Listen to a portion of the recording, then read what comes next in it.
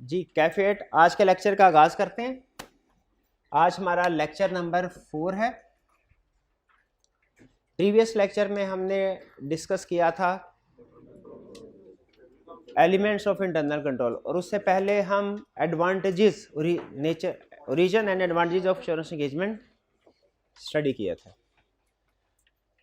आज के लेक्चर में हम सीखने जा रहे हैं एश्योरेंस एंगेजमेंट की डेफिनेशन और इसके एलिमेंट्स। ठीक है, मैं दो वर्ड यूज़ कर रहा हूँ, ऑडिट इंगेजमेंट या सिर्फ ऑडिट भी से कह सकते हैं, और एश्योरेंस इंगेजमेंट। शायद आप थोड़ा सा कंफ्यूज हो रहे हो कि कब ऑडिट का वर्ड बोलना है, कब एश्योरेंस का। तो अभी फ़िलहाल आप दोनों टर्म्स को एज्यूम कर सकते हैं कि दोनों का मतलब एक ही है। ऑडिट इंगेजमेंट और एश्योरेंस इंगेजमेंट दोनों का मतलब एक ही है, फिलहाल आप ये समझिए। और इन दोनों का कंसेप्ट क्या है? ऑडिट या एश्योरेंस का मतलब है वेरिफिकेशन करना। ठीक है, और हम किस चीज़ की वेरिफिकेशन करना सीख रहे हैं इस सब्जेक्ट में? फाइनेंशियल स्टेटमेंट की वेरिफिकेशन। ठीक है, तो अब हम एश्योरेंस इंगेजमेंट को डिफाइन करने जा रहे हैं टेक्निकल वर्ड्स में। ठीक है, कंसेप्चुअली तो हमें पता है एश्योरेंस इंगेजमेंट का मतलब क्या है, वेरिफिकेशन करना, लेकिन टेक्निकल वर्ड्स में स्टैंडर्ड इसे किन वर्ड्स में एक्सप्लेन करता है, ठीक है, वो हम सीखेंगे, क्योंकि एग्जाम में सम टाइम वो हमसे कहता है एश्योरेंस इंगेजमेंट को डिफाइन करे। ठीक है, और एक चीज़ याद रखिएगा, मुझे याद आ गई, हम जो भी कंसेप्ट स्टडी करेंगे ना उसको दो हिस्सों में पढ़ेंगे। एक है कंसेप्चुअल, उसको अंडरस्टैंड करना, और फिर उसका स्टैंडर्डाइज्ड वर्ड में उसको याद करना। एग्जाम में जब कभी आपसे पूछे ना कि इस टर्म को डिफाइन करो, आपने उसे कंसेप्चुअल वर्ड्स में नहीं बताना, उसे स्टैंडर्डाइज्ड वर्ड में बताना है। जैसे अगर एग्जाम में कहे कि एश्योरेंस एंगेजमेंट को डिफाइन करो, आपने ये नहीं लिखना वेरिफिकेशन ऑफ फाइनेंशियल स्टेटमेंट, क्योंकि सर ने कहा था क्लास में एश्योरेंस एंगेजमेंट का मतलब है वेरिफिकेशन ऑफ फाइनेंशियल स्टेटमेंट। नहीं, कंसेप्चुअली हालांकि बात आपकी ठीक है, लेकिन मार्क्स एग्जामिनर नहीं देगा आपको। एग्जामिनर एक्सपेक्ट करता है कि आप उसे कोई भी टर्म उसके स्टैंडर्डाइज्ड वर्ड में, जो लॉ की बुक्स में, जो स्टैंडर्ड की बुक्स में लिखी हुई है ओरिजिन, उसके मुताबिक डिफाइन करें। तो अब हम सीखने जा रहे हैं एश्योरेंस एंगेजमेंट स्टैंडर्डाइज्ड वर्ड में, और फिर उसके एलिमेंट्स कितने हिस्से होते हैं, फेजेस कितने हैं, वो स्टडी करेंगे। लेकिन पहले मुझे बताइए एश्योरेंस एंगेजमेंट का कंसेप्चुअल मतलब क्या है, वो समझ आ गया आपको? वेरिफिकेशन करना। अच्छा, मुझे ये बताइए, एक ऑडिट एंगेजमेंट या एश्योरेंस एंगेजमेंट में, ठीक है, ऑडिट में या इंश्योरेंस में कितनी पार्टीज होती हैं? तीन पार्टीज होती हैं। एक पार्टी कौन सी है? शेयर होल्डर्स, शेयर होल्डर्स, इसको कर लेते हैं मैनेजमेंट या डायरेक्टर्स, फिर ऊपर शेयर होल्डर्स, और फिर इसके बाद यहां पे ऑडिटर। शाबाश। दो ऑप्शंस हैं। पहली option management direct share holders को फाइनेंशियल स्टेटमेंट सेंड करे। ये ज्यादा बेहतर है कि पहले मैनेजमेंट फाइनेंशियल में ऑडिटर को दे, ऑडिटर वेरीफाई करे और फिर शेयर होल्डर्स को रिपोर्ट दे, ये बेहतर। अच्छा, मुझे बताइए, अगर मैनेजमेंट फाइनेंशियल स्टेटमेंट्स ऑडिटर के हवाले करे, ऑडिटर इसको चेक करके शेयर होल्डर्स को इनके ऊपर अपनी रिपोर्ट दे कि ये फाइनेंशियल स्टेटमेंट ठीक है कि गलत, तो किस सिचुएशन में शेयर होल्डर ज्यादा श्योर होंगे फाइनेंशियल स्टेटमेंट्स के बारे में? किस केस में ज्यादा ट्रस्ट उनका बढ़ेगा फाइनेंशियल स्टेटमेंट्स के बारे कि फाइनेंशियल स्टेटमेंट ठीक है? जब डायरेक्ट फाइनेंशियल स्टेटमेंट्स मिले हैं, जब ऑडिटर के थ्रू हैं। तो क्या हम ये कह सकते हैं कि ऑडिटर जब रिपोर्ट देता है शेयर होल्डर्स को, तो इस रिपोर्ट की वजह से शेयर होल्डर्स का ट्रस्ट, उनकी रिलायंस, उनका एश्योरेंस लेवल फाइनेंशियल स्टेटमेंट्स के बारे में बढ़ जाता है? वो फाइनेंशियल स्टेटमेंट्स के बारे में ज्यादा श्योर हो जाते हैं कि वो ठीक है? तो क्या हम ये कह सकते हैं कि ऑडिटर जब रिपोर्ट दे रहा है शेयर होल्डर्स को, शेयर होल्डर्स का इस रिपोर्ट के बाद फाइनेंशियल स्टेटमेंट के बारे में कॉन्फिडेंस बढ़ रहा है, वो ज्यादा श्योर हो रहे हैं? तो असल में ऑडिटर रिपोर्ट के जरिए शेयर होल्डर को अश्योरेंस प्रोवाइड कर रहा है। क्या ये कह सकते हैं? एश्योरेंस का मतलब क्या होता है? उनका कॉन्फिडेंस, उनका ट्रस्ट बढ़ा रहा है। तो अगर ऑडिटर एक एश्योरेंस प्रोवाइडर है, जो कि अपनी रिपोर्ट के जरिए से शेयर होल्डर को अश्योरेंस प्रोवाइड कर रहा है। तो उसी तरह हम ऑडिट एंगेजमेंट को एश्योरेंस एंगेजमेंट भी नहीं कह सकते? बिल्कुल कह सकते हैं। Auditor is equal to assurance provider और audit is equal to assurance for the time being, थोड़ी देर के लिए। भाई ये बात समझ आ रही है आप? अच्छा, ये सेंटेंस समझ आया आपको कि ऑडिटर एश्योरेंस प्रोवाइड कर रहा है शेयर होल्डर्स को रिपोर्ट के थ्रू? ये सेंटेंस समझ आ गया तो यहां से अब कहानी आगे लेके चलते हैं। एश्योरेंस प्रोवाइड, अच्छा एश्योरेंस एंगेजमेंट का मतलब क्या हुआ? भाई ऐसी एंगेजमेंट,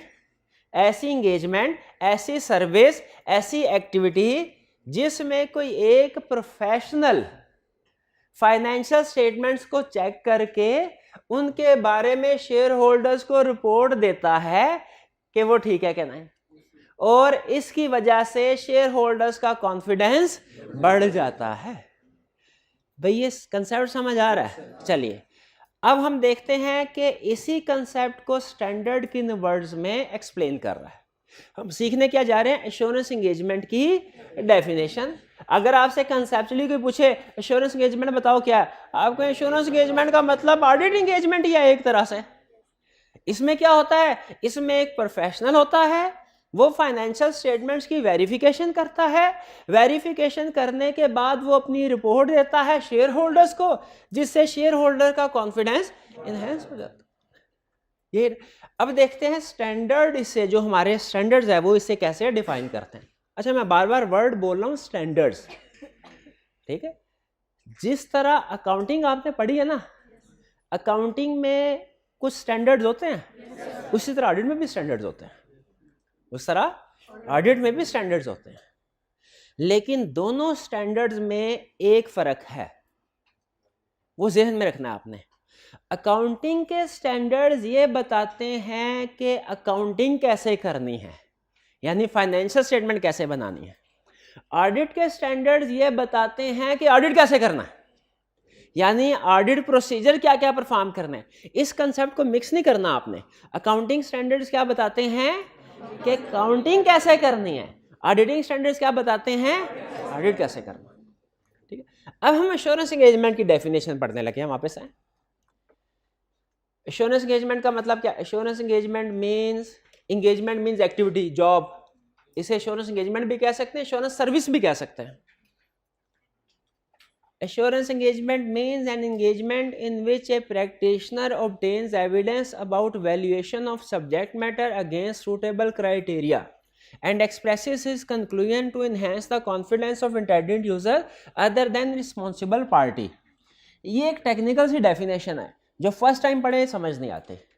अब मैं इसके कुछ पार्ट्स आपको समझा रहा हूँ। पहले उनके मतलब समझा रहा हूँ, मुश्किल अल्फाज के मैंने। पहले मैं क्या समझाऊंगा? मुश्किल अल्फाज के मैंने। फिर उसके बाद पूरा सेंटेंस आपके सामने बोलूंगा तो इंशाल्लाह समझ लग जाएगी। सबसे पहले प्रैक्टिशनर। प्रैक्टिशनर का मतलब क्या? प्रोफेशनल जो जिसको हम इंगेज करते हैं कोई काम करने के लिए। जैसे आपने कोई टैक्स रिटर्न अगर फाइल करवानी है तो बहुत कम ऐसे लोग होंगे जो खुद से टैक्स रिटर्न फाइल कर सकते होंगे। नॉर्मली आप किसी टैक्स प्रैक्टिशनर के पास जाएंगे, वो रिटर्न फाइल करेगा। प्रैक्टिशनर का मतलब एक प्रोफेशनल जो क्या करता है, जो सब्जेक्ट मैटर को एवेल्युएट करता। एवेल्युएट करने का मतलब है वेरीफाई करना। एवेल्युएट करने का मतलब क्या है? वेरीफाई करना। सब्जेक्ट मैटर का मतलब क्या है? किसी चीज को किसी भी चीज को।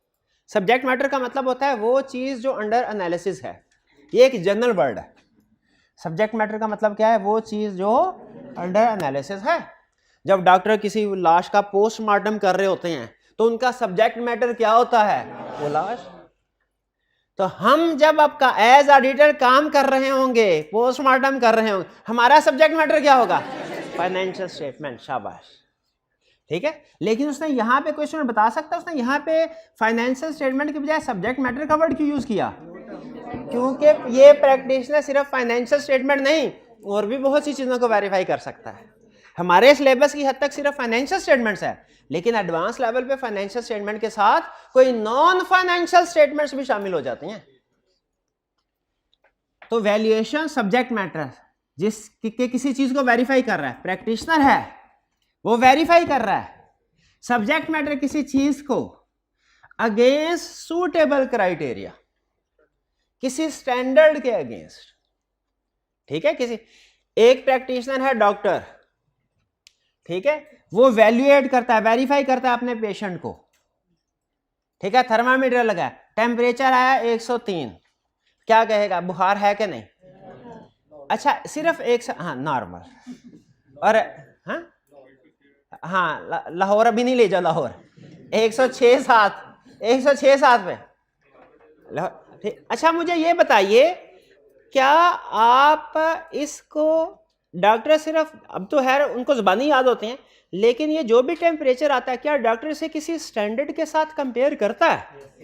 भाई 98 पे भी तो टेम्परेचर तो है ना कुछ 98 भी, लेकिन 98 नॉर्मल है, ठीक है, 102 103 ये नॉर्मल नहीं है। तो जब किसी चीज को मेजर किया जाता है तो बताया जाता है कि ये चीज ठीक है कि नहीं, तो किसी ना किसी बेंचमार्क, किसी ना किसी स्टैंडर्ड के साथ उसको कंपेयर करना पड़ता है। फिर आप बता सकते हैं कि अच्छा मसला नहीं है, या मसला है लेकिन थोड़ा मसला है, या मसला बहुत बढ़ गया, मरीज आखिरी स्टेज पे है। ये किसी भी नतीजे पे पहुंचे, आप एग्री करते हैं कि सब्जेक्ट मैटर उसको किसी ना किसी चीज के साथ कंपेयर करना पड़ता है, बेंचमार्क के साथ, उसको कहते हैं हम क्राइटेरिया। 98 टेम्परेचर नॉर्मल है, यह है क्राइटेरिया। इसके अगेंस्ट हम अपने सब्जेक्ट मैटर को कंपेयर करेंगे, वैल्यूएट करेंगे, और फिर हम रिपोर्ट डॉक्टर रिपोर्ट दे देगा कि बुखार है कि नहीं, या जो भी टेस्ट है। उसी तरह हम भी यही काम करते हैं, हम प्रैक्टिशनर्स वेरीफाई करते हैं, वैल्यूएट करते हैं किसको, फाइनेंशियल स्टेटमेंट्स को, किसके मुताबिक, किसी क्राइटेरिया के मुताबिक। जैसे आप बताइए फाइनेंशियल स्टेटमेंट किसके मुताबिक बनती है, आईएफआरएस के मुताबिक। हम उसे आईएफआरएस के मुताबिक देखेंगे सही बनती है, सही बनी है कि नहीं, और फिर इवैल्यूएट करने के बाद, वेरीफाई करने के बाद हम क्या करेंगे, अब कंक्लूजन दे देंगे अपना। कंक्लूजन भी कहते हैं इसको ओपिनियन भी कहते हैं, ज्यादातर ओपिनियन का वर्ड यूज होता है, लेकिन कंक्लूजन का वर्ड भी यूज होता है। हम अपना ओपिनियन या कंक्लूजन दे देंगे, जिससे इंटेंडेड यूजर्स यानी शेयर होल्डर्स का कॉन्फिडेंस इनहेंस हो जाएगा। इनहेंस का मतलब बढ़ जाएगा कि हाँ प्रोफेशनल ने चेकिंग करने के बाद कहा है फाइनेंशियल स्टेटमेंट ठीक है, तो अब ठीक है। मैनेजमेंट डायरेक्ट मुझे बताती ना तो मैं इतना यकीन ना करता। मेरी बात समझ आई? अदर देन रिस्पॉन्सिबल पार्टी, यानी वो कह रहा है कॉन्फिडेंस इनहेंस होगा, लेकिन किसका, इंटेंडेड यूजर्स यानी शेयर होल्डर्स का। रिस्पॉन्सिबल पार्टी का कॉन्फिडेंस नहीं इनहेंस होगा। रिस्पॉन्सिबल पार्टी है कौन, मैं, उसका कॉन्फिडेंस क्यों नहीं इनहेंस होगा, वो पहले इनहेंस्ड है, खुद अपने हाथ से जो चीज बनाई वो पहले इनहेंस है। तो इसका मतलब क्या हुआ, अब सुनिए जरा, अब इसको पढ़ते हैं।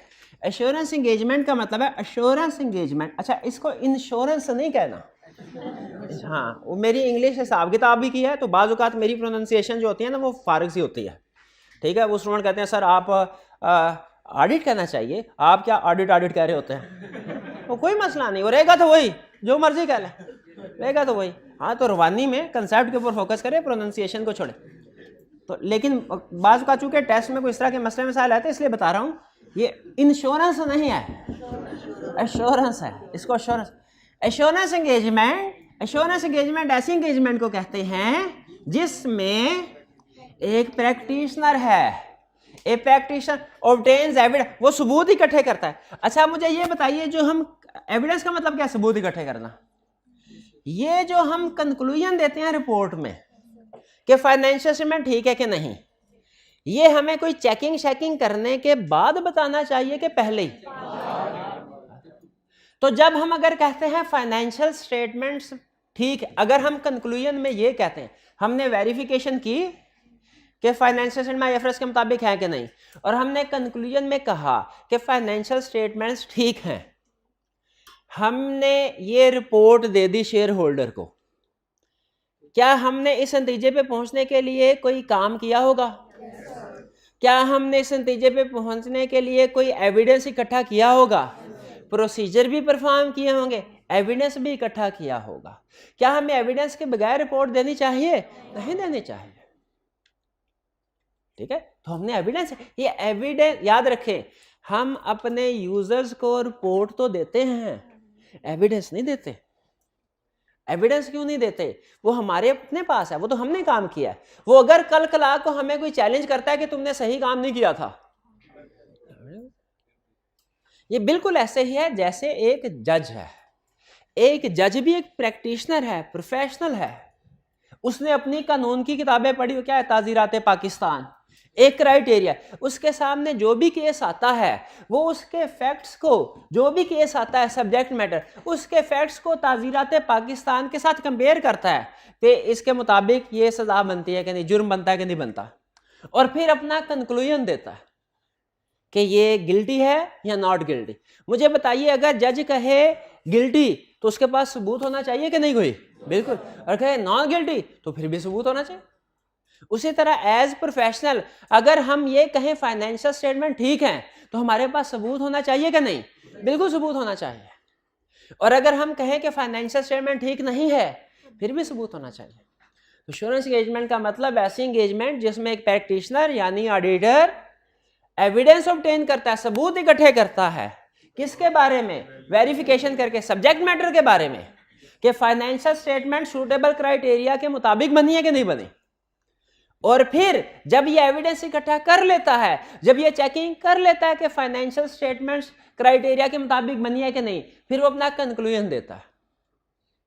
क्या कंक्लूजन देता है?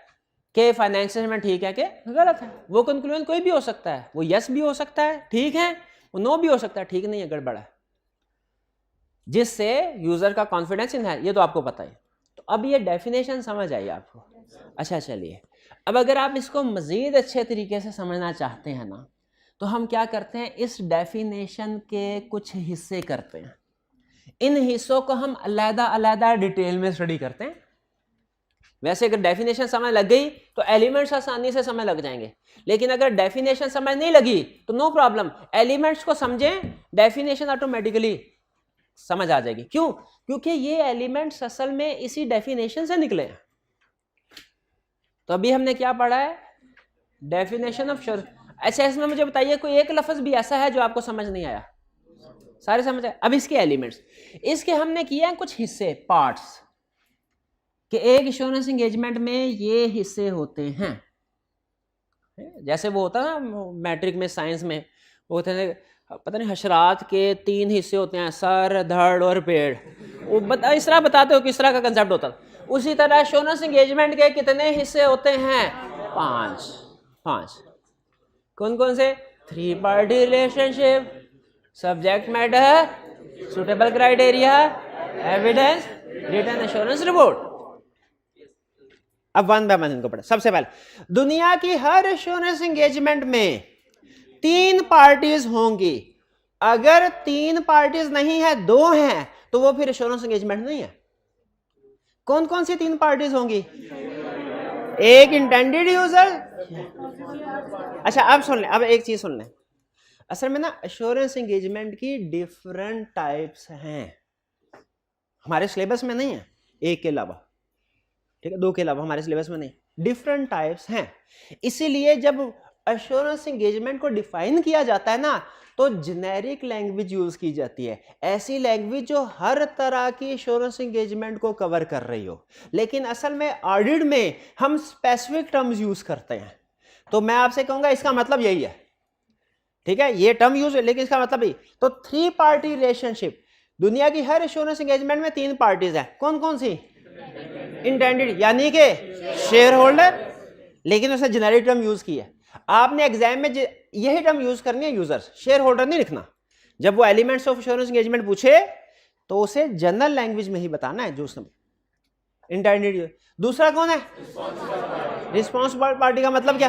मैनेज। और तीसरा प्रैक्टिशनर का मतलब क्या? ऑडिटर। शाबाश, ये क्लियर हो गया? चलिए अगर क्लियर, सवाल का जवाब दीजिए। डायरेक्टर्स ने एक चार्टर्ड अकाउंटेंट को इंगेज किया और उसे कहा ये हमारी फाइनेंशियल स्टेटमेंट्स हैं, इनको वेरीफाई करके हमें बताइए, रिपोर्ट दीजिए कि फाइनेंशियल स्टेटमेंट ठीक है कि इनमें कोई गड़बड़ है। बताइए कितने स्टूडेंट का ख्याल है कि ये एश्योरेंस एंगेजमेंट है? कितनों का ख्याल नहीं है? क्यों नहीं है भाई? इसमें सिर्फ 2 पार्टीज इन्वॉल्व है, 3 पार्टीज है ही नहीं।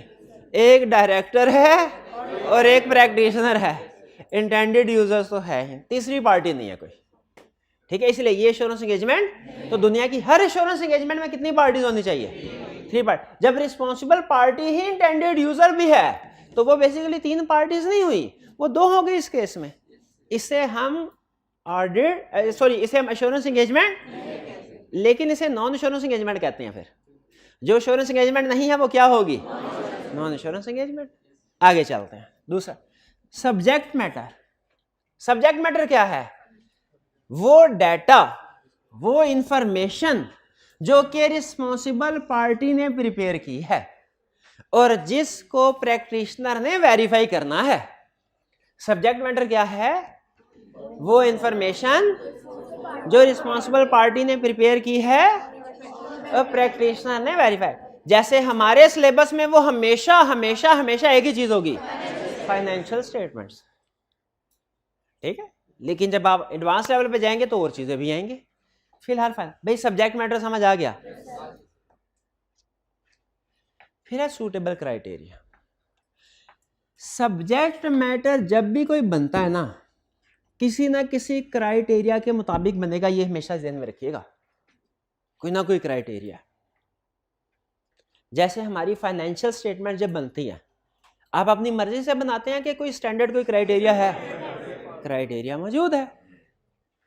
बताइए, आपने अपनी जिंदगी में कभी फाइनेंशियल स्टेटमेंट्स प्रिपेयर की हैं तो किस क्राइटेरिया के मुताबिक प्रिपेयर किया? IFRS। आपने कभी अपनी जिंदगी में फाइनेंशियल स्टेटमेंट्स प्रिपेयर की हैं किस क्राइटेरिया के मुताबिक? अगर आपने अपनी फाइनेंशियल स्टेटमेंट्स में IFRS के मुताबिक ही काम किया हो तो हम कहेंगे आपकी financial statement true and fair view present करती हैं। लेकिन अगर आपने अपना सब्जेक्ट मैटर बनाते हुए उस क्राइटेरिया के मुताबिक काम नहीं किया, उसके खिलाफ काम किया, तो हम क्या कहेंगे? Financial statement true and fair view present नहीं करते, ठीक है। तो क्राइटेरिया का मतलब क्या है? वो फ्रेमवर्क, वो रूल्स एंड रेगुलेशंस जिनकी बेस पे फाइनेंशियल स्टेटमेंट्स प्रिपेयर होती हैं। क्राइटेरिया का मतलब क्या है? वो रूल्स एंड रेगुलेशन जिनके मुताबिक फाइनेंशियल स्टेटमेंट्स प्रिपेयर होती हैं। जैसे IFRS एक फ्रेमवर्क है, सबसे ज्यादा जो दुनिया में यूज होने वाला फ्रेमवर्क है वो IFRS। लेकिन इसके अलावा भी कुछ फ्रेमवर्क हैं दुनिया में। फाइनेंशियल स्टेटमेंट प्रिपेयर करने के लिए सिर्फ एक क्राइटेरिया नहीं है, बल्कि और भी बहुत से क्राइटेरियाज हैं। अगर आपने टैक्स का सब्जेक्ट पढ़ा हुआ है तो आपको पता होगा इनकम टैक्स ऑर्डिनेंस में भी कुछ रूल्स एंड रेगुलेशंस हैं जो फाइनेंशियल स्टेटमेंट्स बनाने के लिए यूज होते हैं, जो टैक्सेबल प्रॉफिट कैलकुलेट करने के लिए यूज होते हैं, और वो रूल्स डिफरेंट हैं IFRS से। क्लास में कोई स्टूडेंट बता सकता है कोई एक एग्जांपल जो टैक्स बेसिस फ्रेमवर्क में डिफरेंट हो रूल और IFRS में डिफरेंट हो? डेप्रिसिएशन, हाँ, टैक्स में डिफरेंट रेट होता है और IFRS में डिफरेंट होता है। और बैड डेट्स टैक्स में रिकॉर्ड नहीं होते जब तक एक्चुअल ना हो, और IFRS में रिकॉर्ड हो जाते हैं, ठीक है। और अक्रूवल्स और प्री पेमेंट्स टैक्स वाले कैश बेसिस पे लागू करते हैं, शायद या दोनों करते हैं। चले, बहरहाल हमारे जमाने में वो कैश बेसिस के ऊपर चलते थे।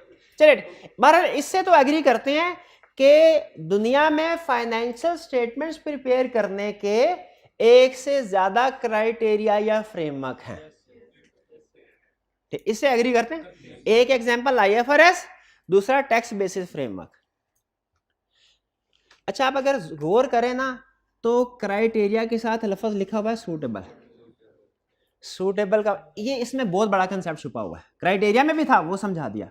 सूटेबल में क्या है कि अच्छा मुझे ये बताइए, ये क्राइटेरिया सेलेक्ट मैनेजमेंट ने करना है कि ऑडिटर ने? सिंपल आंसर, भाई जिसने सब्जेक्ट मैटर बनाना है उसी ने क्राइटेरिया सेलेक्ट करना है। सब्जेक्ट मैटर किसने बनाना है? क्राइटेरिया किसने सेलेक्ट करना है? मैनेजमेंट को चाहिए कि क्राइटेरिया सूटेबल सेलेक्ट करे। हालात व वाक़यात के मुताबिक सूटेबल क्राइटेरिया सेलेक्ट करें। सूटेबल का मतलब देखें, जैसे अगर फाइनेंशियल स्टेटमेंट्स भिजवानी है आम यूजर्स को स्टॉक एक्सचेंज में, तो बताइए उसके लिए सूटेबल क्राइटेरिया क्या होना चाहिए? IFRS। और अगर फाइनेंशियल स्टेटमेंट्स भिजवानी है FBR को टैक्स रिटर्न के साथ, तो उसके लिए सूटेबल क्राइटेरिया क्या होना चाहिए? तो यहाँ पे नोट कीजिए, सिर्फ क्राइटेरिया नहीं लिखा हुआ एलिमेंट में, सूटेबल सिर्फ क्राइटेरिया लिखा होता तो इसका मतलब है आप जिस मर्जी फ्रेमवर्क के मुताबिक फाइनेंशियल स्टेटमेंट बना के बेच सकते थे। मैं कहना नहीं, एश्योरेंस एंगेजमेंट में लाजमी है कि आपका क्राइटेरिया सूटेबल हो। सूटेबल का मतलब आपने देखना है फाइनेंशियल में किसके लिए बन रही है, उसकी रिक्वायरमेंट्स क्या है, उसके लिहाज से डिसाइड करेंगे। सूटेबल क्राइटेरिया में वर्ड क्राइटेरिया समझ आ गया, वर्ड सूटेबल भी समझ आ गया। कितने एलिमेंट्स हो गए? 3। कौन कौन से? 3 party relationship, subject matter, suitable criteria, evidence. ठीक, इसके ऊपर मैंने डिटेल में डिस्कशन करनी है। हालांकि कंसेप्ट सिंपल है, लेकिन चूंकि कुछ एडवांस भी साथ में बेस बनाने चाह रहा हूं आपकी, इसलिए क्वेश्चन ज्यादा पूछूंगा। को अभी जज की एग्जांपल दी थी, आपने कभी सुना होगा तमाम सबूतों और गवाहों के बयानात की रोशनी में अदालत इस नतीजे पे पहुंची है आगे कि इसको सजा दे दी जाए, जुर्म साबित होता है सजा। कभी आपने सुना कि जज ने ये कहा हो कि मुल्जिम की शक्ल देख के अदालत इस नतीजे पे पहुंची है कि इसी ने मुर्गी चोरी की है? कभी ये सुना? कभी नहीं सुना। हमेशा क्या होता है? तमाम सबूतों और गवाहों के बयानात की रोशनी में। इसका मतलब है जज को जो फैसला करना चाहिए ना, वो अपनी पर्सनल लाइक्स और डिसलाइक्स की बेस में नहीं करना चाहिए, बल्कि उसे एविडेंस सबूत की बेस पे करना।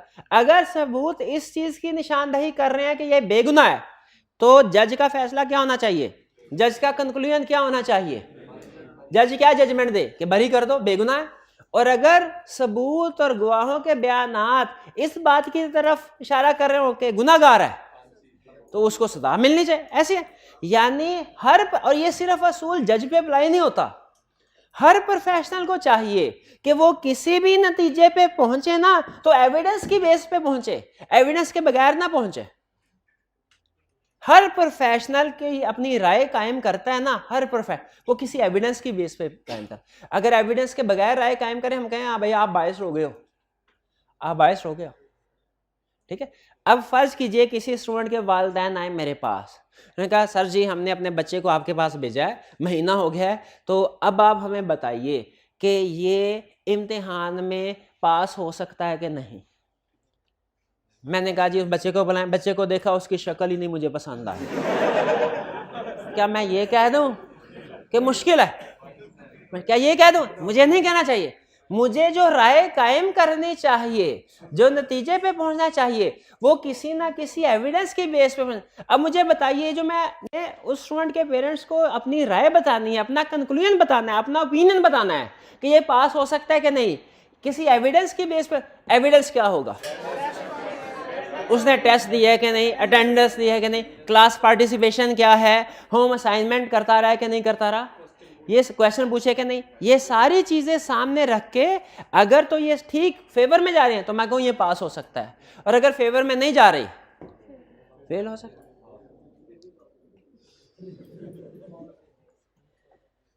भाई यहां पे एक चीज बताऊं, कंक्लूजन जो हमने देना है वो एविडेंस की बेस पे देना है, इससे एग्री करते हैं? अगर एविडेंस कह रहा है पास हो सकता है तो मेरा कंक्लूजन क्या हो? अगर एविडेंस कह रहा है कि फेल हो सकता है, तो ये जहन में रखिएगा, चाहे मैं यस की बात कर रहा हूं चाहे नो की बात कर रहा हूं, मेरे पास दोनों सूरतों में एविडेंस होना चाहिए। अगर मेरे पास एविडेंस है ही नहीं, मैं कोई इस बच्चे को देखा है मैंने पहली दफा, ठीक है, तो याद रखिए मैं उसके बारे में कुछ नहीं कह सकता।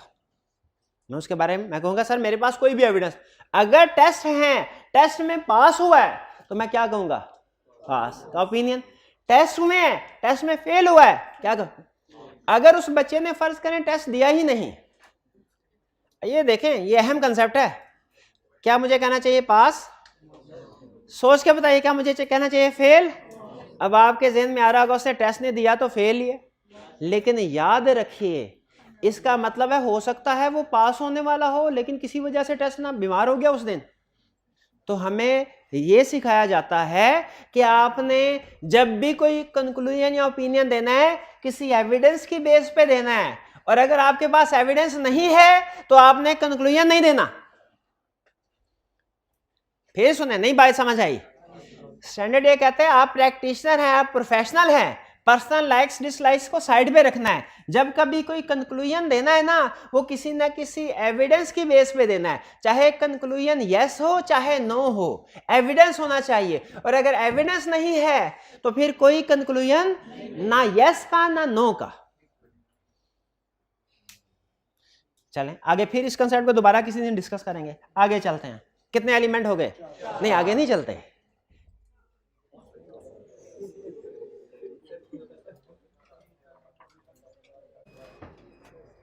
ओके जी, अच्छा आगे नहीं चलना अभी। पहले मुझे ये बताइए, आवाज आ रही है? अब आवाज आ रही है कि नहीं? आवाज आ रही है, चलें ठीक है। अच्छा अब मुझे ये ना बताइए, ये बात तो समझ आ गई ना हमें कि जो भी हम कंक्लूजन देने जा रहे हैं उसकी सपोर्ट में हमारे पास एविडेंस होना चाहिए। मैंने आपको एग्जांपल पूछी स्टूडेंट की कि इसके बारे में पास या फेल बताना, क्या एविडेंस होना चाहिए? आपने ठग करके कहा सर ये टेस्ट होने चाहिए, ये इसके क्वेश्चंस होने चाहिए। अब डिस्कशन को आगे लेके चलते हैं। अगर मैं आपसे पूछूं फाइनेंशियल स्टेटमेंट को हमने वेरीफाई करना है, फाइनेंशियल स्टेटमेंट्स के अंदर डिफरेंट लाइन आइटम्स होती हैं, होते हैं ना? कौन कौन सी होती हैं जरा बताइएगा? सेल्स, शाबाश, परचेजेस, एक्सपेंसेस, एसेट्स, इनकम। नहीं, स्पेसिफिक एग्जांपल दें, सिर्फ एसेट्स ना कहें, बताएं कौन कौन सा assets? Inventory, fix assets, debtors, creditors, payroll, cash, bank, stock. बिल्कुल ठीक है, बिल्कुल ठीक है। अच्छा अब सुने, कोई सी लाइन आइटम फिर से बताएं। परचेजेस। आप एक ऑडिटर हैं, आपने परचेजेस को वेरीफाई करना है कि और बताना है परचेजेस ठीक है कि नहीं। आपके पास कोई एविडेंस होना चाहिए। परचेजेस को वेरीफाई करने के लिए क्या एविडेंस होगा? सिर्फ एक जवाब, शाबाश, परचेज इनवॉइस। और एक और एग्जांपल मेरी तरफ से भी लीजिए, परचेज एग्रीमेंट। एग्रीमेंट भी बनता, एग्रीमेंट अलग चीज होती है, इनवॉइस अलग होती। बल्कि अगर आप कहें तो एक और एग्जांपल दूं, वो क्या भला? Good seed note. ये मुश्किल मिसाल थे। हाँ, ये सारी चीजें एविडेंस है।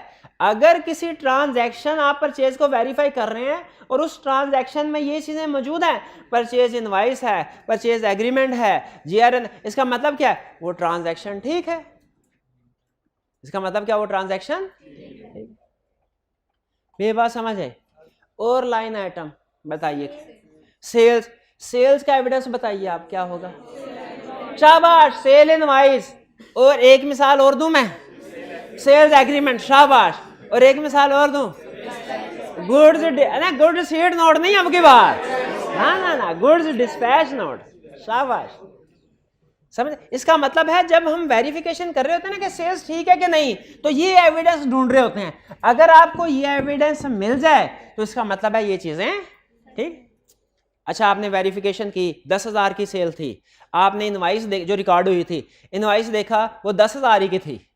आप क्या कहेंगे? Financial statements give true and fair view, या financial statement do not give true and fair view? Give true and fair view. और अगर रिकॉर्ड 10,000 किया था, सेल इनवॉइस 1,000 किया, financial statement do not give true and fair, ये sales do not give true and fair view. भाई ये बात समझ आ रही है? अच्छा, एक सेल्स की एग्जांपल हो गई, एक परचेजेस की। मैं चाह रहा हूं, जरूरी नहीं है लेकिन आगे चल के ना एक टॉपिक है उसमें ये डॉक्यूमेंट्स यूज होते हैं, तो मैं चाहता हूं आपके साथ इनको फेमिलियर कर दो। और एग्जांपल दीजिए कोई area. Electricity bill, electricity bill के वेरीफाई करने के लिए क्या एविडेंस चाहिए?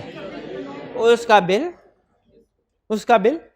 अच्छा, एक इस कंसेप्ट से दूसरा कंसेप्ट समझा रहा हूं आपको। एविडेंस की एग्जांपल लेके एक दूसरा कंसेप्ट, साथ ही एक तीसरा भी जेहन में आ गया, वो भी बता दूं। आपने एविडेंस देखा बिल, आपने कहा इलेक्ट्रिसिटी बिल देखेंगे। सर इलेक्ट्रिसिटी एक्सपेंस को वेरीफाई करने के लिए क्या एविडेंस देखेंगे? Electricity bill. दो सिचुएशन, पहली सिचुएशन क्लाइंट ने फोटोकॉपी दे दिया आपको, दूसरी सिचुएशन ओरिजिनल बिल दे दिया। किसमें एविडेंस ज्यादा, किसमें आपकी ज्यादा तसल्ली हो जाएगी? ओरिजिनल में। शाबाश। और एग्जांपल आप एग्जांपल बताइए कोई। सैलरीज, शाबाश। सैलरीज को वेरीफाई करना है, बताना है सैलरीज ट्रू एंड फेयर भी प्रेजेंट करते हैं कि नहीं।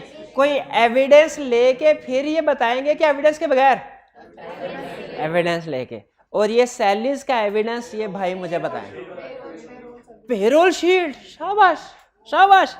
आपने कहाँ पढ़ा है पेरोल शीट? ये मैं एक्सपेक्ट नहीं कर रहा था। सेल परचेज पढ़ा था, कॉस्ट, अच्छा पेरोल शीट पढ़ा। एक ऐसी शीट होती है जिसमें सारे एम्प्लॉयज की लिस्ट आ रही होती है, पेरोल शीट, शाबाश। अच्छा और बताइए लाइन आइटम। रेंट, हाँ शाबाश। रेंट एक्सपेंस, ये आप भाई बताएंगे। रेंट एक्सपेंस को वेरीफाई करना है। रेंट एग्रीमेंट, ये कहाँ पढ़ा आपने?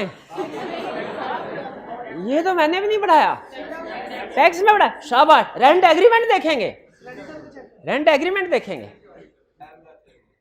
अच्छा अब मुझे ये बताइए, लेकिन एक मिनट ठहरे, एक कंसेप्ट से दूसरे से तीसरा कंसेप्ट जेहन में आ गया। रेंट एग्रीमेंट देखा, रेंट एग्रीमेंट में तय हुआ है, रेंट एक्सपेंस में रिकॉर्ड हुआ है रेंट 10 लाख।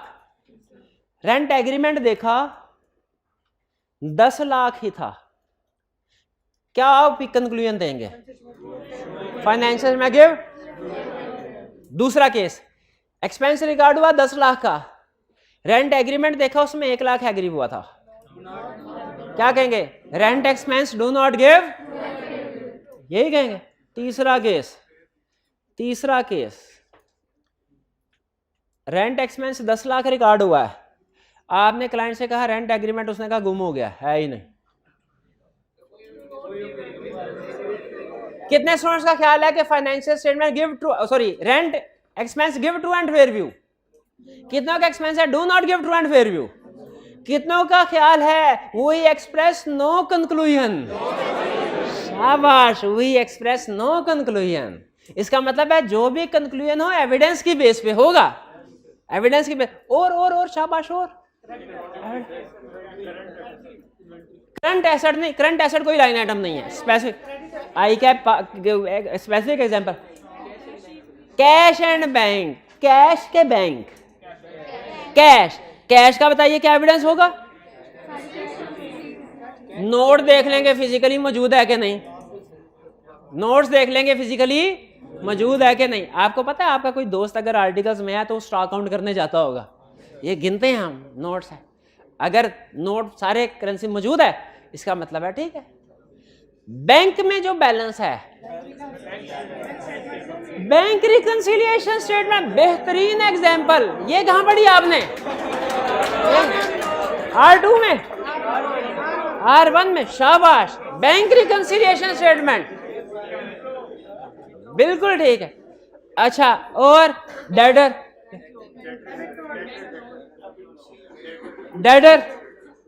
डेटर को कैसे वेरीफाई करेंगे? इसका एविडेंस बताएं तो मानो।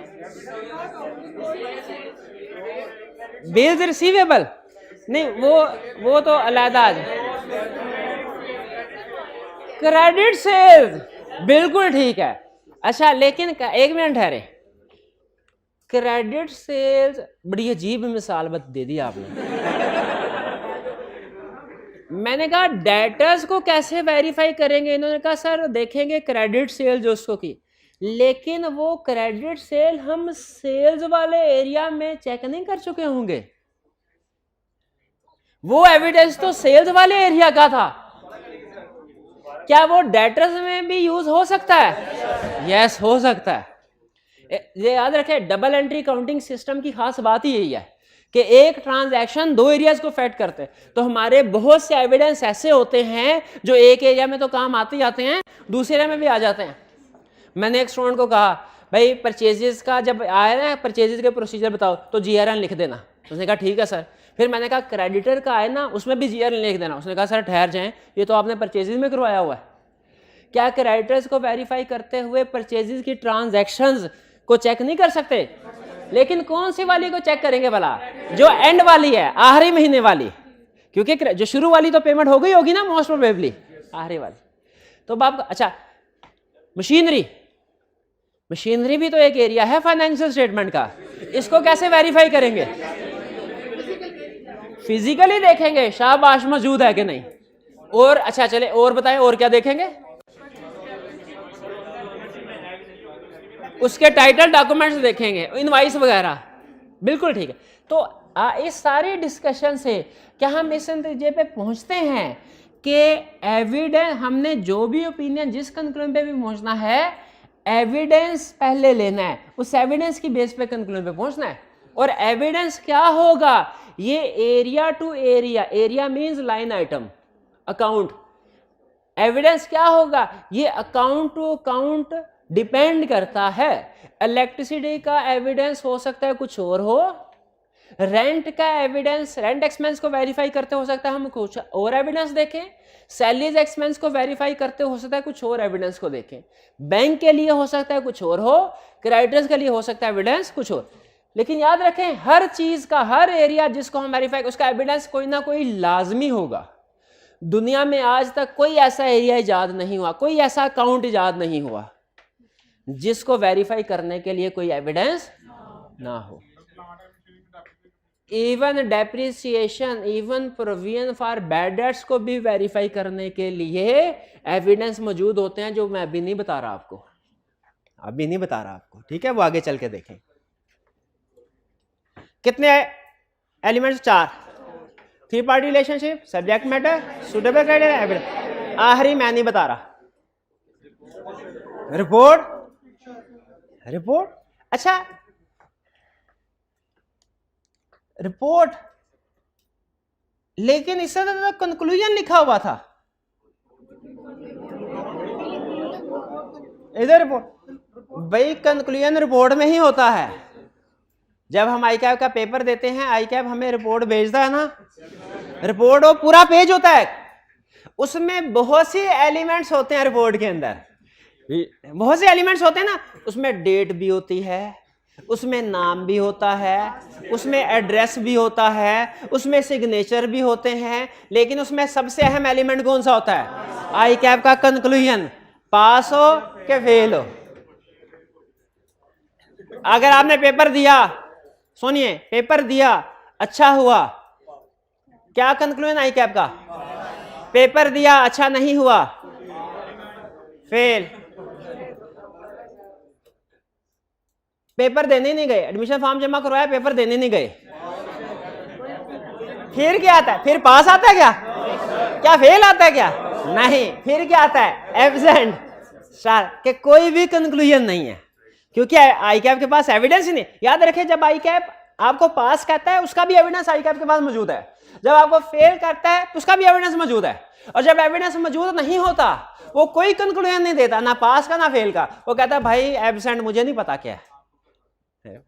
भाई ये रिटर्न एश्योरेंस रिपोर्ट समझ आई?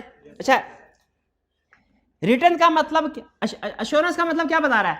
कि इसमें कोई ना कोई कंक्लूजन होगा जिसमें प्रैक्टिशनर राइटर कह रहा होगा कि फाइनेंशियल में ठीक है, एश्योरेंस प्रोवाइड कर रहा होगा ना। इसका नाम सिर्फ रिपोर्ट नहीं है, बल्कि क्या है? Assurance report. क्यों? इसमें एश्योरेंस प्रोवाइड की जा रही है, यानी कंक्लूजन जो दिया जा रहा है वो एश्योरेंस ही है ना। रिटर्न का मतलब क्या है?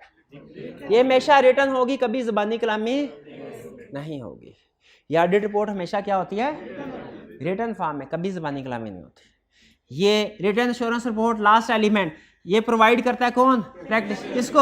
यूजर्स को। इसमें बहुत से एलिमेंट होते हैं, याद रखिएगा। सबसे अहम एलिमेंट क्या है? कंक्लूजन। बाज़ औक़ात को स्टूडेंट पूछते हैं स्टार्ट में, सर ये कंक्लूजन में और रिपोर्ट में क्या फर्क है? क्या दोनों एक ही चीजें है? एक ही चीजें नहीं है, फर्क है। रिपोर्ट एक पूरी रिपोर्ट है जिसमें बहुत से एलिमेंट होते हैं, जो सबसे अहम एलिमेंट है वो कंक्लूजन होता है। भाई रिपोर्ट और कंक्लूजन में फर्क समझ आ गया? तो यहां पे आपने रिटर्न एश्योरेंस रिपोर्ट लिखना है, कंक्लूजन नहीं लिखना। एलिमेंट समझ आ गए? 3 party relationship, subject matter, suitable.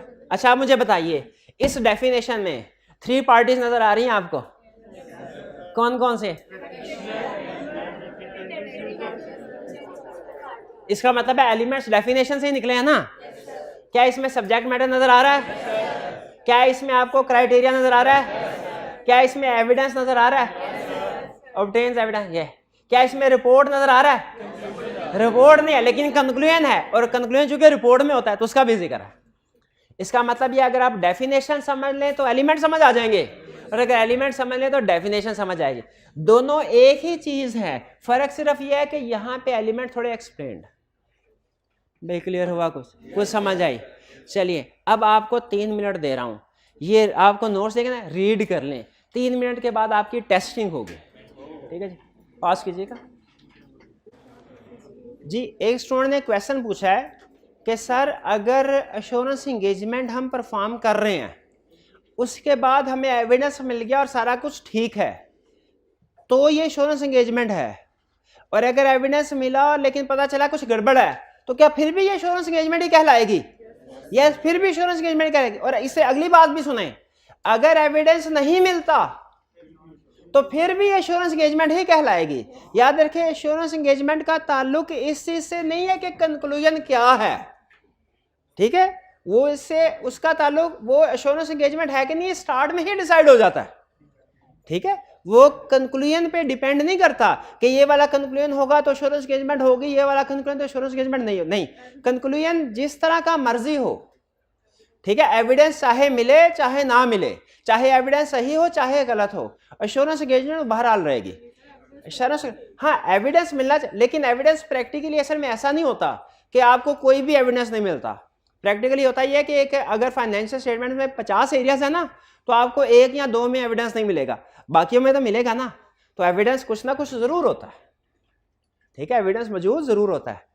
और अगर अब बड़ी टेक्निकल बात अब है, अब आपने सवाल पूछा तो दिल कर रहा है बता दूं मैं।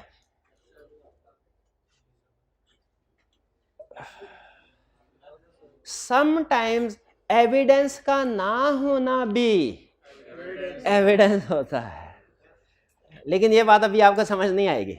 नहीं इसको छोड़, हाँ चले पहले आगे चल। अच्छा आप सुने, अब आपका है टेस्ट टाइम। मैं ये देखना चाहता हूं कि जो कुछ मैंने आज के लेक्चर में आपको समझ, और कल के लेक्चर में जो हुआ है, समझ आपको समझ आया कि नहीं? ठीक है, स्टार्ट कर। आपको पता है कि क्या क्या करना है? मोबाइल पे जाना है, क्रोम पे, वहां पे आपने एक्सप्लोरर पे वेबसाइट ओपन करनी है menti.com, www.menti.com। वहां पे जाके कोड एंटर करना है 6069117। अच्छा ये ऑनलाइन वाले स्टूडेंट सुन लें, ये कोड क्लास के बाद काम नहीं करता। क्लास के बाद आपको ये मैं प्रोवाइड करूंगा जरूर, ठीक है, लेकिन वो आपके LMS पे लिंक के जरिए, और क्लास के बाद आप लोगों के लिए अवेलेबल नहीं है। क्लास के दौरान में ऑनलाइन वालों के लिए अवेलेबल नहीं, लेकिन क्लास के बाद ऑनलाइन वालों के लिए अवेलेबल है, एक आपके लिए अवेलेबल नहीं है, ठीक है? तो अवेलेबिलिटी तो दोनों के लिए है ना, टाइम का फर्क है। स्टार्ट करें जी, तैयार है? ये आपको पता है कैसे करना है। menti.com पे जाए, कोड एंटर कर, 10 क्वेश्चन मेरे हाल 10 ही, एक आधा शायद ऊपर नीचे हो। फास्टर आंसर्स मोर पॉइंट्स, ये तो पता है ना रूल। सिर्फ सही नहीं करना, जल्दी भी करना है। You will be given A reading time of 5 second, question आएगा, रीडिंग टाइम के बाद ऑप्शंस आएंगी, आपने वोट करना होगा किसी ऑप्शन को। Top 5 students to get ₹50 each. चलिए अब आपके सामने आपसे नाम पूछेगा, आपने अपना आईडी एंटर कर देना। चलिए 144 5 148 150 हो गए, बस ठीक है, स्टार्ट करें जी। चलिए पहला क्वेश्चन ये, If writer identifies weakness in internal control, to whom should he communicate? अगर ऑडिटर को इंटरनल कंट्रोल में कोई वीकनेस नजर आए, उसे किसको कम्युनिकेट करना है? क्या मैनेजमेंट को, या शेयर होल्डर्स को, या के दोनों को, या इनमें से किसी को भी नहीं? रेगुलेटर को, FIA को करना। किसको करने का? इंटरनल कंट्रोल वीकनेसेस किसको कम्युनिकेट की जाती है? मैनेजमेंट को। शाबाश, इसमें करेक्ट ऑप्शन है ए। इंटरनल कंट्रोल वीकनेसेस आइडेंटिफाई हुई तो मैनेजमेंट को कम्युनिकेट की जाएंगी। ये 150 स्टूडेंट ने सही जवाब दिया। ये 4 स्टूडेंट्स का ख्याल है शेयर होल्डर्स को गलत। और फिर बोथ को क्यों? शेयर होल्डर को तो इससे कोई गर्ज नहीं है। शेयर होल्डर को किससे गर्ज है? फाइनेंशियल स्टेटमेंट से। आगे चलो, क्वेश्चन 2 तैयार है जी? ये रहा क्वेश्चन आपके सामने। Which of the following is not a correct response if auditor identifies a weakness in internal control? कौन सा सही रिस्पॉन्स नहीं है? नॉट नहीं है। कम्युनिकेट टू मैनेजमेंट, ये तो सही है। इंटरनल कंट्रोल वीकनेस आए तो मैनेजमेंट को कम्युनिकेट तो करनी चाहिए। Increase risk of material misstatement, ये भी सही है। अगर इंटरनल कंट्रोल में तो रिस्क बढ़ जाएगा ज्यादा प्रोसेस परफॉर्म करने। इशू मॉडिफाइड रिपोर्ट, ये सही नहीं है। मॉडिफाइड रिपोर्ट इशू नहीं करनी चाहिए। इंक्रीज प्रोसीजर, प्रोसीजर भी उसे बढ़ाने चाहिए। रिपोर्ट मॉडिफाइड नहीं कर, क्यों मॉडिफाइड रिपोर्ट क्यों नहीं? क्योंकि रिपोर्ट मॉडिफाइड उस वक्त होती है जब miss statement in financial statement हो। जब वीकनेस इन इंटरनल कंट्रोल हो तो ऑडिट रिपोर्ट पे कोई फर्क नहीं है। किस पे फर्क पड़ता है? मैनेजमेंट लेटर पे, तो मैनेजमेंट लेटर देते हैं। 92 ठीक है। 26 बहरहाल 26 और 22 वाले परेशान ना हो, अभी आगे है गे, अभी हो सकता है ये 92 वाले गलती कर बैठे। भाई ये क्लियर, इसमें कोई प्रॉब्लम तो नहीं है? आगे चलते हैं। नेक्स्ट क्वेश्चन 3 ये रहा।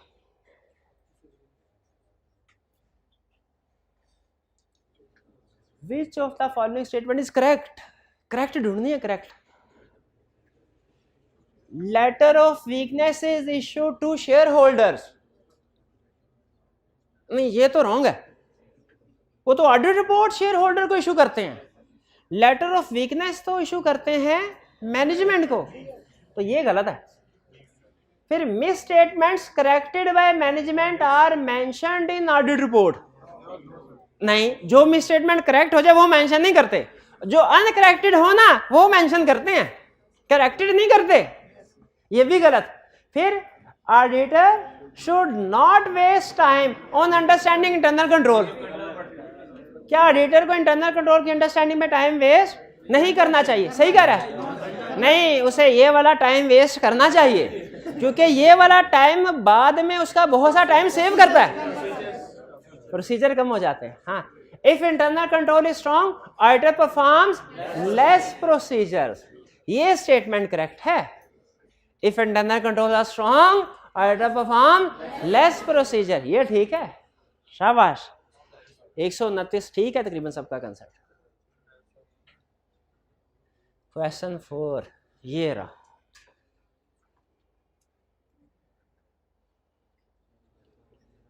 Which of the following is a weakness in internal control? इनमें से कौन सी वीकनेस इन इंटरनल कंट्रोल है?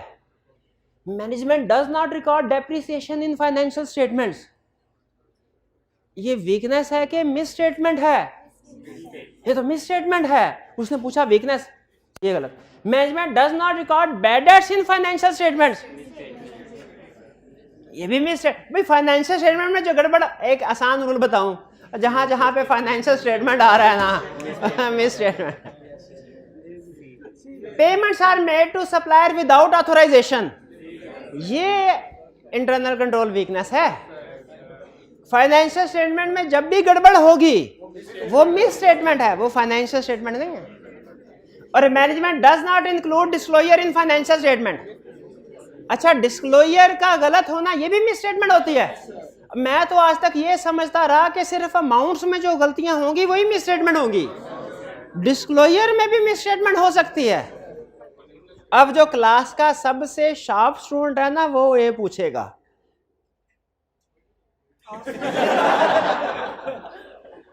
सर अमाउंट्स में मिस स्टेटमेंट हो तो वो मटेरियल है कि नहीं? 5% ऑफ प्रॉफिट, लेकिन डिस्क्लोजर में मिस स्टेटमेंट मटेरियल है कि नहीं वो कैसे पता चलेगा? आगे पढ़ेंगे शाह, अभी सिर्फ सवाल आपके जहन में बिठाना था, अभी जवाब नहीं इसका मैंने देना। लेकिन मिस स्टेटमेंट जहन में रखिएगा, अमाउंट्स में भी हो सकती है, डिस्क्लोजर में भी। आगे चलते हैं। क्वेश्चन 5 ये रहा, which of the following is miss statement in financial statement? पहले इंटरनल में weak no segregation of duties, that is one person performs many functions. Segregation duties का मतलब होता है हर काम अलग-अलग लोग कर रहे हो। जब एक ही बंदा सारे काम कर रहा है हम कहते हैं नो सेग्रीगेशन ड्यूटी। ये इंटरनल कंट्रोल की वीकनेस है। BRS is not prepared at month end, ये भी इंटरनल कंट्रोल की वीकनेस है। Obsolete inventory is stated at cost. अब इसमें फाइनेंशियल स्टेटमेंट का लफ्ज तो नहीं है, लेकिन आपको पता है कि इन्वेंट्री कहां पे शो हो रही होती है। इसमें फाइनेंशियल स्टेटमेंट का लफ्ज नहीं था, लेकिन फिर भी मिस स्टेटमेंट पहचान लिया आपने। क्यों? क्योंकि इन्वेंट्री फाइनेंशियल स्टेटमेंट में शो हो रही होती है। ऑब्सोल्यूट इन्वेंट्री कॉस्ट पे शो करना गलती है क्या? हाँ, इसको किस पे शो होना चाहिए? एनआरवी पे। शाबाश। और नेक्स्ट था approval is not obtained before credit. ठीक है, क्रेडिट सेल से पहले अप्रूवल ऑब्टेन ना। देखे, अप्रूवल जितनी भी होती है ना वो इंटरनल कंट्रोल है। अप्रूवल्स जितनी भी है वो इंटरनल कंट्रोल है। रिकंसिलिएशंस जितने भी है इंटरनल कंट्रोल है। ठीक है, और last inventory is not counted at month end. ठीक है, ये भी इंटरनल कंट्रोल वीकनेस है। ठीक है, क्योंकि कंफर्म हो सकता है पूरी हो, काउंट नहीं की फिर भी हो सकता है पूरी हो। मुश्किल था, कोई बात नहीं, आगे चल। नहीं टाइम बस यही बहुत डिस्कशन करनी होती है हमने साथ साथ, तो ये वरना तो आधे घंटे में चला जाएगा एक। Which of the following is not an element of assurance engagement? ये तो आज वाला आ गया। Suitable criteria, three party relationship, subject matter, ITS conclusion। सारे ठीक है, कोई सा आपका क्या ख्याल है? हालांकि बताया था, लेक्चर में बताया था, फिर सोच लें। Auditors conclusion element of assurance engagement नहीं है, वो था रिटन एश्योरेंस रिपोर्ट। वो था रिटन एश्योरेंस रिपोर्ट। तो सब ठीक तो कर दिया, सब ने ऐसे ना करें। ठीक करके भी सवाल पूछ रहे हैं।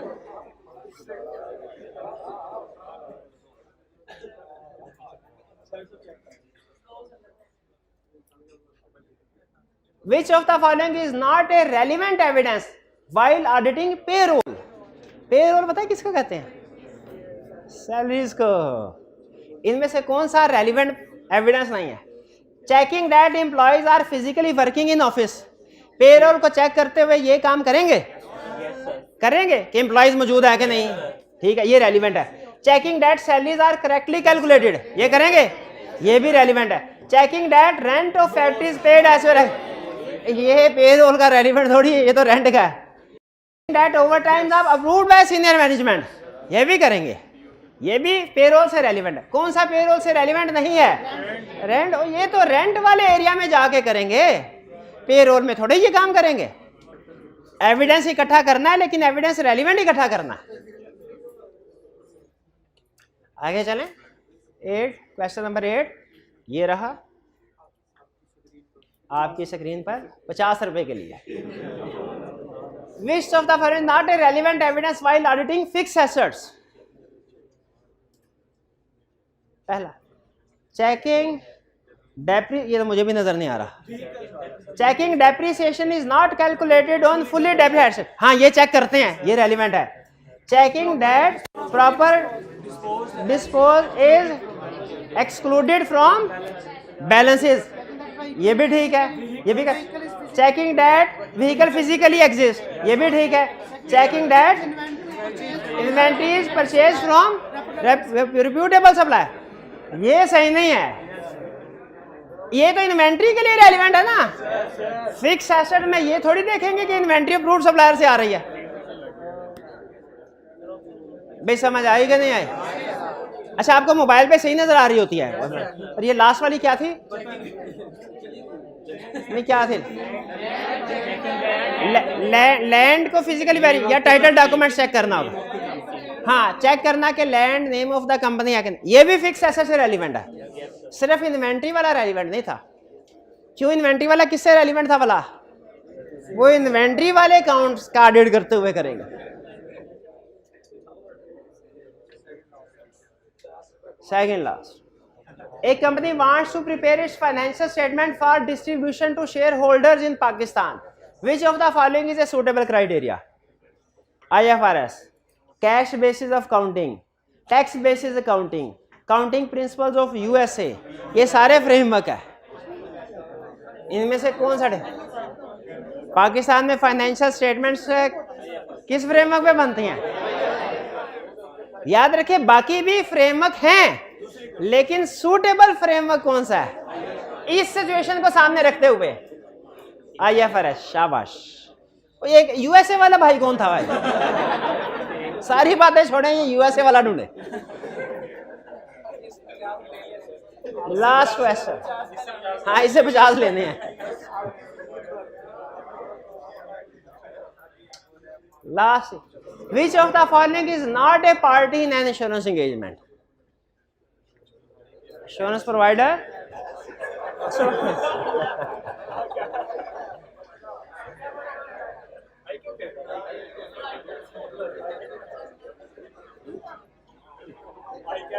थ्री पार्टी रिलेशनशिप में भाई कोई ना कोई तो फेल करना था ना, मेरे जहन में जो आया मैंने वो कर दिया। इंश्योरेंस प्रोवाइडर यानी प्रैक्टिशनर है, रिस्पॉन्सिबल पार्टी यानी मैनेजमेंट भी है, यूजर्स भी हैं, आई कैप एंड एससीसी भी नहीं होते। बिल्कुल ठीक। चलिए अब आते हैं विनर्स की तरफ। जी भाई प्राइस निकाले, प्राइस पहली पोजीशन 1 2 3 775, 1 2 3 775 फर्स्ट पोजीशन की तरफ। रिजल्ट ही लोड हो रहा है, क्या नेट जरा स्लो है? दूसरी पोजीशन MUSAB, सॉरी मुसाब भाई किधर है? ये हाइब्रिड में होंगे। शाबाश शाबाश, मैं क्या किया था, हाइब्रिड का आज नाम होना चाहिए हाइब्रिड। थर्ड पोजीशन जिया भाई, जिया भाई को भी दीजिए। एविडेंस चेक करने के बाद मोबाइल देख लेना है। 122736, 122736 और 1 2 3 4 फिफ्थ पोजीशन 1 2 3 4। शाबाश 1 2 3। चलिए आज असाइनमेंट नोट कर लीजिए, 2 क्वेश्चन है रिटर्न फॉर्म में, भूल ना जाइएगा। आज का लेक्चर यहाँ पे खत्म करते हैं हम। अल्लाह हाफिज।